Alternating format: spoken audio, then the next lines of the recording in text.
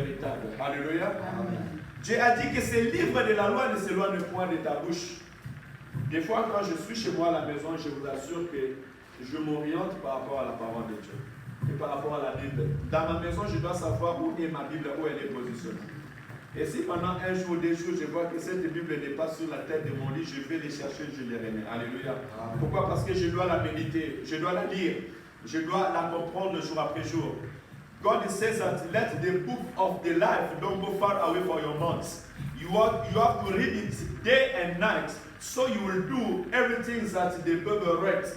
Tout à l'heure, on vient de dire que ta parole est une lampe à mes pieds. Mais si cette parole, tu ne la lis pas, elle ne pourra pas être une lampe à tes pieds, ni une lumière sur tes chantiers. Voilà pourquoi ici Dieu a dit à Josué, médite les jours et nuits afin d'agir selon ce qu'il est écrit. Quand nous lisons la parole de Dieu, ce n'est pas seulement pour avoir la connaissance. Parce que tu peux avoir la connaissance, mais une connaissance qui n'est pas mise en pratique devient une désobéissance. Amen. Amen. Souvent les rebelles, qu'est-ce qu'ils font? Les rebelles, ils savent, mais ils ne le font pas. Des fois, on dit que ces enfants sont têtus. On lui a dit de faire quelque chose, lui, il ne le fait pas. Il sait que maman n'aime pas ça, mais elle le fait quand même. Hein? Non, lorsqu'on reçoit l'instruction, lorsqu'on reçoit l'enseignement, lorsqu'on reçoit une parole, c'est pour le mettre en pratique. Mais Dieu nous dit que cette parole que tu reçois, que tu les médites, parce que méditer, c'est réfléchir profondément. Cela veut dire que quand tu lis la parole de Dieu, il faut essayer de comprendre. Et si tu ne comprends pas la parole de Dieu, note-les quelque part, appelle le pasteur, appelle maman, demande quelqu'un qui peut t'aider à comprendre la parole que tu viens de lire. Alléluia. Pourquoi enfin de le mettre en pratique? Et la Bible dit que c'est alors que tu réussiras. La parole de Dieu te donnera la réussite dans ce que tu es en train de faire. Amen. Amen. La parole de Dieu te donnera la réussite même dans tes études. Un jour, on a pris Daniel, on l'a amené chez le roi avec ses frères. Et lorsque Daniel est entré chez le roi, on lui a proposé les mets du roi, à manger à viande. Il y avait à manger à gogo. Il y avait des steaks, le beefsteak.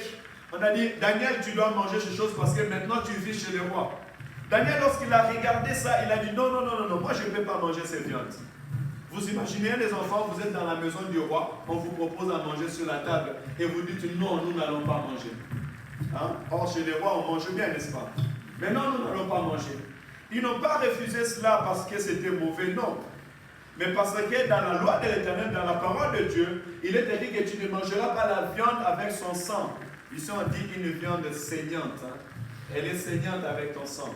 Dieu a interdit qu'on mange la viande avec le sang. Pourquoi? Parce que l'esprit réside dans l'âme, réside dans le sang. L'âme réside dans le sang. Alléluia. Un enfant de Dieu mange sa viande bien cuite. Ainsi dit la parole de Dieu. Et on ne peut pas les contredire. Alléluia. On ne mange pas de viande crue. Cela est interdit. Alors Daniel savait ces choses. Il a été instruit parce qu'il était jeune, mais il a été instruit. Et lorsqu'il arrive chez le roi, il voit cela, il dit non, nous ne pouvons pas manger. Le serviteur a dit que mais si ne vous mangez pas, le roi peut m'enlever du travail. Il a dit non, ne t'inquiète pas. Donne-nous seulement quelques jours. Nous allons manger quelques légumes. Et tu verras dans quelques jours comment est-ce que Dieu fera la différence entre nous et ceux qui vont manger. Et après quelques jours, Dieu avait fait la différence. Daniel et ses frères étaient beaux, en bonne santé, bien en forme, par rapport aux autres. Alléluia. Dieu peut faire la différence dans ta vie. Crois-moi, Dieu peut faire la différence dans ta vie, dans ce que tu es en train de faire, dans tes projets, dans ta maison, Dieu peut faire la différence. Dans la vie de tes enfants, Dieu peut faire la différence. Si tu fais confiance à l'Éternel et tu mets en pratique la parole de Dieu, parce que c'est ce que je viens de vous montrer. Ce que Daniel avait fait en refusant le main du roi, il a mis en pratique la parole que l'Éternel leur avait donnée, que vous ne mangerez pas la viande avec son sang. Et en mettant ainsi Dieu en épreuve, Dieu fait toujours la différence dans la vie. Alléluia. L'ange est apparu à Marie. Il a dit à Marie, tu es bénie, tu as trouvé grâce aux yeux de l'Éternel. Pourquoi tu as trouvé grâce aux yeux de l'Éternel? Parce que Dieu t'a vu sainte, tu t'es réservé, tu t'es gardé, et voilà, elle t'a béni en te donnant un enfant. Alléluia. Alors, qu'est-ce que la Bible me dit? Elle me dit que Marie était fiancée à Joseph, mais il n'a jamais connu Joseph. Vous voyez, si nous marchons selon la volonté de Dieu, si nous mettons en pratique la parole de Dieu, si nous nous conservons, Dieu fait la différence dans notre vie. Alléluia. Même dans vos études, nos enfants, Dieu peut faire la différence. Écoutons la parole de Dieu mettons en pratique la parole de Dieu et l'Éternel réellement nous bénira. Alors, je vais citer pour finir, comme la Bible nous a dit en Éphésiens chapitre 5, du verset 25 à verset 27. L'Éternel veut que nous soyons une église glorieuse. Alléluia. La volonté de Dieu est que nous soyons une église glorieuse. Et cette église, ce n'est pas seulement ces lieux, mais cette église, c'est toi et c'est moi. Alléluia. Et je vais vous dire quelque chose. Il est très important que nous puissions savoir quelque chose. Qu'est-ce qui nous sanctifie? Qu'est-ce qui nous rend agréables devant Dieu? Lorsque Dieu avait appelé les enfants d'Israël, et il leur a dit que vous ferez pour moi un tabernacle.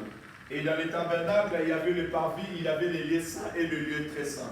Et dans le lieu très saint, c'est là aussi où il y avait le rouleau, la parole de Dieu qui était à l'intérieur. Et la présence de Dieu descendait dans ces lieux. Alléluia. Et la présence de Dieu rendait ces lieux un lieu saint. Tu ne pouvais pas entrer dans le lieu très saint si tu n'étais pas purifié. Pourquoi? Parce que la gloire de Dieu purifiait ces lieux. Alléluia. Et aujourd'hui, la Bible nous dit que votre corps est le temple du Saint-Esprit. La présence de Dieu dans ta vie, c'est elle qui rend ta vie saine devant lui. Le Saint-Esprit en nous, voilà pourquoi je vous ai dit tout à l'heure que la parole de Dieu, avec le Saint-Esprit, lorsqu'elle vient s'accorder, habiter en nous, c'est elle qui vient commencer à réveiller nos esprits, à purifier nos pensées et nos êtres. Voilà même pourquoi Jésus a dit que lorsque le Saint-Esprit viendra, il convaincra le monde du péché. Alléluia. L'Église aujourd'hui marche avec le Saint-Esprit. Tu as besoin du Saint-Esprit dans ta vie, afin que le Saint-Esprit puisse te donner la force de surmonter ton âme.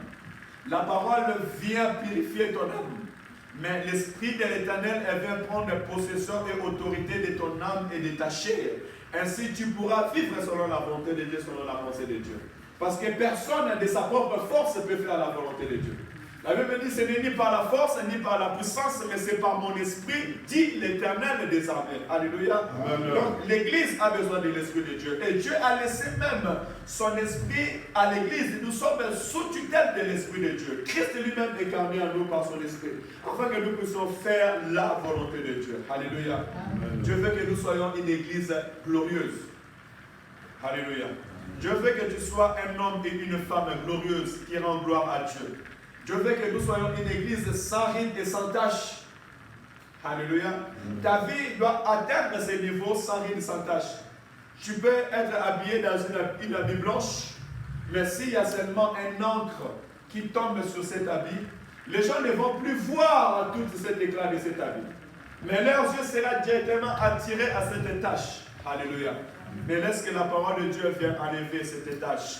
C'est l'image aussi de notre vie. Souvent, nous faisons bien de bonnes choses. Ça même, souvent, c'est à la famille qu'on les voit. On peut bien faire de bonnes choses, des grandes choses, mais il suffit de faire seulement une chose mauvaise. Cette chose viendra couvrir toutes les bonnes choses qu'on a faites. Alléluia. Ainsi est le monde. Tu peux être bien avec tes amis. Tu peux être bien avec le monde. Tu peux les assister, même souvent la famille. Tu les assistes, tu fais ce qu'il faut faire. Mais le jour seulement qui viendra après, tu diras non, mais mon frère, pour l'instant, vraiment, le temps est difficile. En ce moment, ils vont oublier tous ces bienfaits que tu as fait. Alléluia.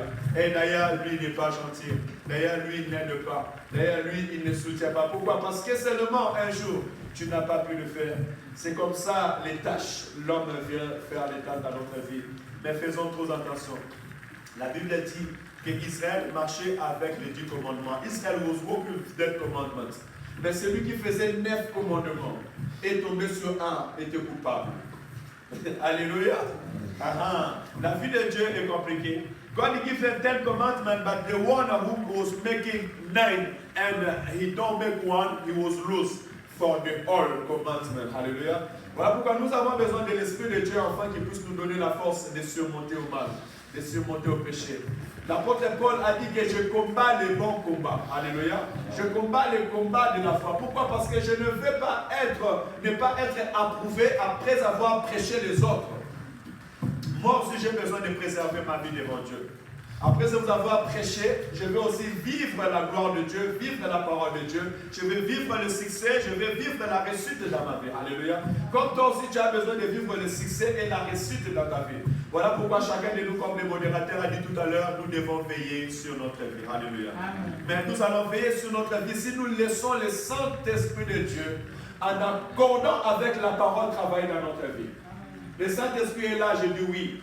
Mais par la parole de Dieu, le Saint-Esprit agit dans notre vie. Dieu a dit que la lumière soit et la lumière fit.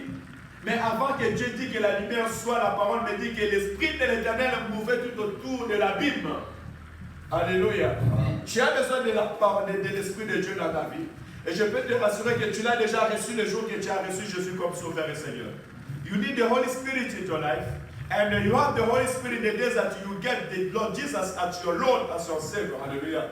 Mais maintenant, laisse la parole de Dieu avec le Saint-Esprit commencer à marcher dans ta vie.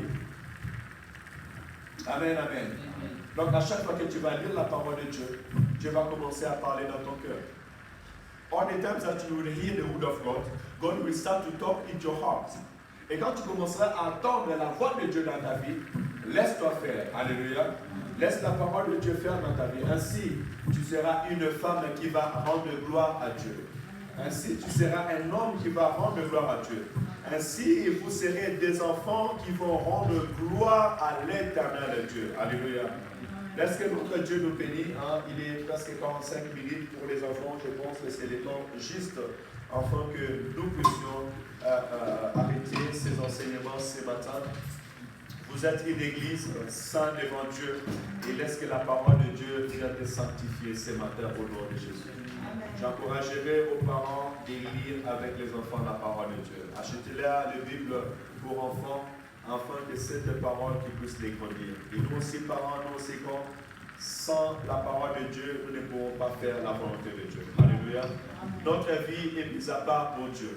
Nous sommes nés pour Dieu, pour faire la volonté de Dieu.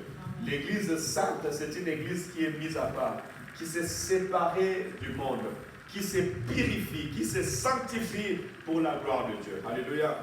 Laisse que cette vie de sanctification soit le partage de ta vie au nom de Jésus. Amen. Sois mise à part pour l'œuvre de Dieu au nom de Jésus. Que ta maison soit mise à part pour Dieu au nom de Jésus-Christ. Partout où tu marcheras, partout où tu seras, sache que moi je suis mise à part pour l'Éternel. Alléluia.